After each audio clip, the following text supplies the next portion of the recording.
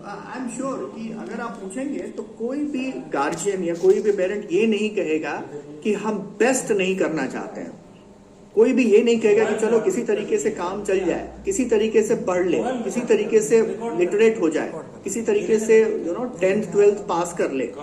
कोई गार्जियन ऐसा नहीं चाहता है। सब चाहते हैं कि उनके बच्चे अच्छे तरीके से पढ़े लिखे, हायर एजुकेशन में जाएं और पढ़ लिख के अपना एक मुकाम बनाएं।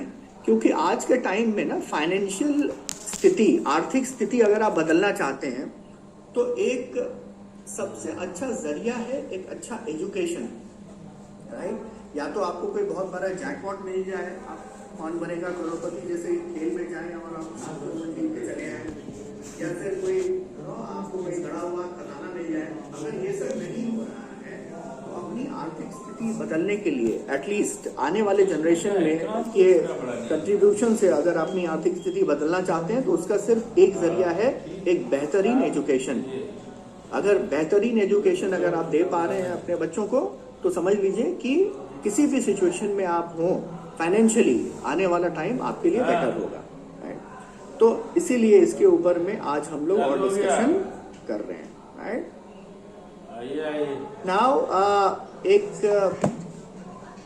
अलग अलग एस्पिरेशंस होते हैं बच्चों के। तो कोई डॉक्टर, पायलट, इंजीनियर, बिजनेस में जाना चाहता है। हालांकि आज से तो आज भी थोड़ा मतलब बहुत ही एडवेंचरस काइंड ऑफ एस्पिरेशंस भी लोगों के रहते हैं। आज के बच्चों से पूछेगा तो जैसे मेरा बेटा है वो बोलता है मैं यूट्यूबर बनना चाहता हूँ, तुम क्यों मुझे इतना प्रेशर दे रहे हो पढ़ने के लिए, तो मुझे डॉक्टर इंजीनियर नहीं बनना, मैं यूट्यूबर बनूंगा।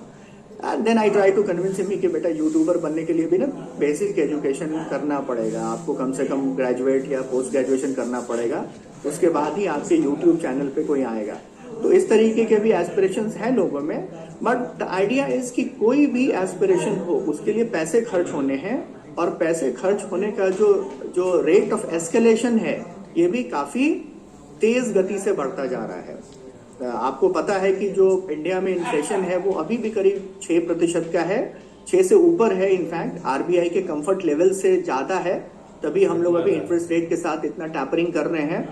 और अगर आप देखेंगे तो मेडिकल इन्फ्लेशन और education inflation is higher than the normal inflation. अगर नॉर्मल इन्फ्लेशन 6% का है तो मेडिकल में या एजुकेशन में ये 7% का आपको दिखेगा ओवर ए लॉन्ग टर्म, या 8% का दिखेगा, राइट। तो हमें इस बात से भी कॉग्निजेंट रहना है, इस बात को भी समझ के रखना है कि ये जो प्राइसेस हैं आज के डेट में, जो भी प्राइस हमें दिख रही है, जो कॉस्ट ऑफ एजुकेशन दिख रही है, ये आने वाले टाइम में और बढ़ने वाला ही है, राइट। तो इसको किस तरीके से हम फुलफिल कर सकते हैं। क्यों एजुकेशन के ऊपर ही क्यों हम लोग बात कर रहे हैं, क्योंकि आप देखेंगे कि आपके बच्चों के ऊपर आपका जो भी खर्चा होता है, आपका जो भी एक्सपेंसेस होता है, उसका सबसे बड़ा पोर्शन जो है आपका एजुकेशन में जाता है। तो एक एनालिसिस किया गया जिसमें यह पाया गया कि बच्चों के ऊपर अलग अलग तरीके के खर्च होते हैं। तो उनका एजुकेशन के ऊपर आप करते हैं, हाउसिंग के ऊपर करते हैं। अब हो सकता है कि जब हम हाउसिंग बोले तो आपको थोड़ा सरप्राइज हो कि हाउसिंग क्यों बोल रहे हैं। तो हाउसिंग इसलिए मैं बोल रहा हूँ कि अगर आपका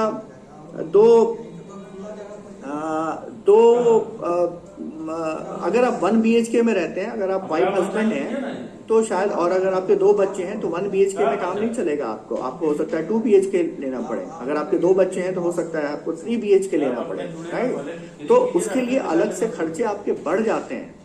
उसी तरीके से अगर आप देखें तो बच्चों की वजह से घर में एंटरटेनमेंट का खर्चा बढ़ जाता है, फूडिंग का खर्चा बढ़ जाता है। आज के बच्चे हैं उनको OTT पे एंटरटेनमेंट देखना होता है, या उनके लिए एक अलग से ब्रॉडबैंड कनेक्शन आपको लेके देना पड़ेगा जिसके के ऊपर जो यूट्यूब पे अपने कार्टून चैनल्स या गेम्स खेल सकें। फूड का खर्चा बढ़ जाता है, उन्हें अलग अलग तरीके से कुछ फूड के आइटम्स वो आपको हमेशा डिमांड करेंगे कि भाई मुझे आज पिज्जा खाना है, तो आज बर्गर खाना है। तो खर्चे बढ़ते रहते हैं।